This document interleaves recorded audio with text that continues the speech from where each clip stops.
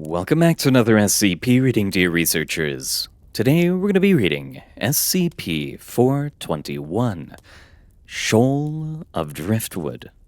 Now without further ado, item number SCP-421, Object Class, Euclid, Special Containment Procedures.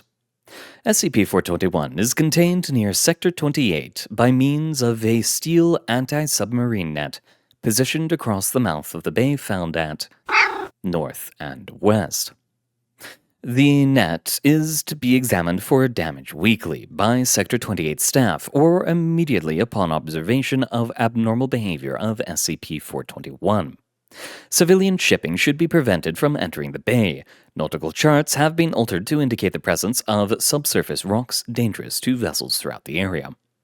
The bay containing SCP-421 has been dredged by Foundation vessels to allow for simulation of a deep-sea environment, as it is believed this encourages SCP-421 to remain docile. SCP-421 should be fed on a bi-monthly basis. Standard feed consists of a wooden fishing vessel, typically at least 15 meters in length and preferably in a dilapidated condition. The feed vessel should be floated out into the middle of SCP-421's bay before being scuttled. It is noted that SCP-421 could theoretically consume significantly more material than it is currently provided with. Current feeding protocols are designed to maintain the total mass of SCP-421 at the present level. Description: SCP-421 is an organism comprised entirely of driftwood and other oceanic waste. The exact configuration of the organism appears to be in constant flux, but typically consists of a centralized body of relatively tightly packed driftwood, surrounded by a shoal of smaller organisms similar in appearance and behavior to fish. Individual members of the shoal are regularly subsumed or created from the main body, and have demonstrated no ability to reconfigure themselves while separated from the bulk of SCP-421. It is hypothesized that SCP-421 possesses a hive intelligence similar to that observed in social insects. Members of SCP-421 shoal are able to travel independently for T kilometers, beyond which they lose integrity and are reduced to simple driftwood with no known anomalous properties.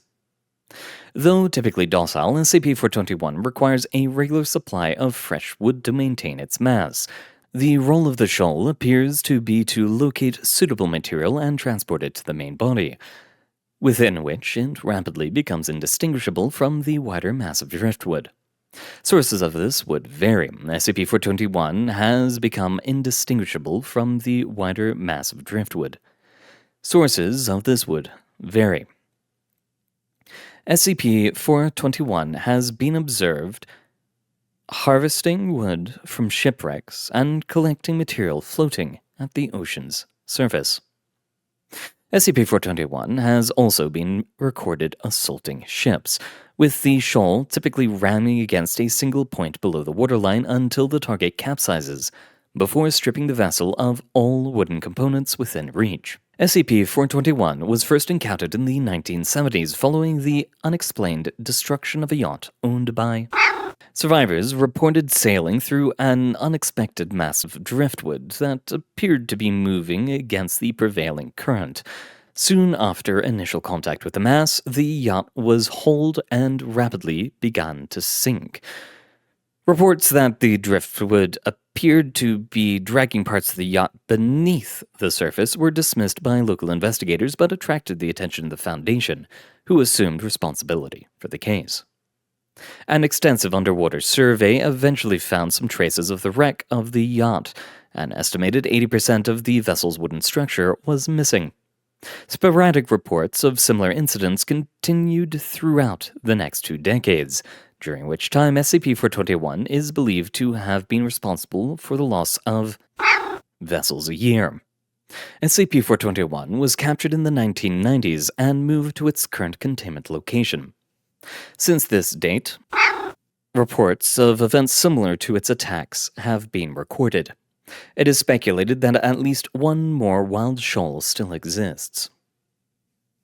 Addendum 421-A. During a scheduled feeding in the 2000s, anomalous behavior by SCP-421 was recorded. The shoal harvesting the provided wreck was estimated as 50% larger than normal, resulting in a far quicker assimilation of material into the main body of the SCP. Subsequent monitoring of SCP-421 revealed that the center mass had condensed into a denser configuration than normal, and that the feeding shoal did not subsequently rejoin it, instead remaining in close proximity as a cloud surrounding the main body. 2 days after initial observation of anomalous behavior, the central mass of SCP-421 was recorded settling close to the seafloor. A part of the shoal was observed to leave the cloud and began moving around the compound in what has been described as an exploratory pattern, seemingly in an effort to retrieve any material not yet subsumed by SCP-421.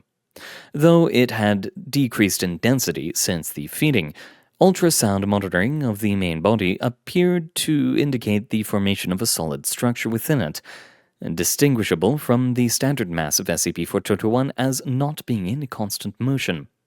On this basis, authorization was granted for the use of an ROV to examine the interior of the central mass.